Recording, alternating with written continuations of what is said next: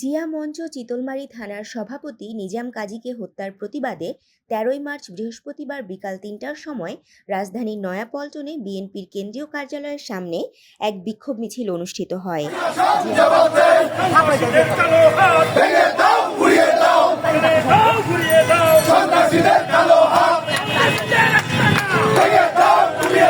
জিয়া মঞ্চ বাগেরহাট জেলাধীন চিতলমারী উপজেলা জিয়া মঞ্চের সভাপতি নিজাম কাজীকে আওয়ামী সন্ত্রাসীরা ১১ই মার্চ মঙ্গলবার রাত আনুমানিক ৯ ঘটিকায় কুপিয়ে জখম করে এবং ১২ই মার্চ বুধবার সকাল ১১টায় ঢাকা মেডিকেলে তিনি মৃত্যুবরণ করেন।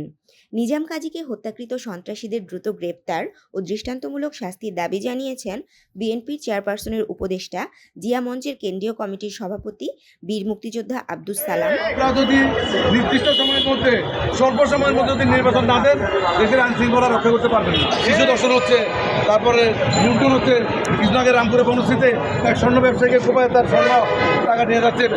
সারা বাংলাদেশে আজকে অরাজকতার সৃষ্টি হচ্ছে। সেই অরাজকতা আপনারা রোধ করতে পারতেছেন না, কারণ হলো কি আপনাদের সেই ক্ষমতা মনে হয় নাই। সাধারণ সম্পাদক ফয়জুল্লাহ ইকবাল ও জিয়া মঞ্চের সিনিয়র যুগ্ম সাধারণ সম্পাদক ইঞ্জিনিয়ার জামাল হোসেন।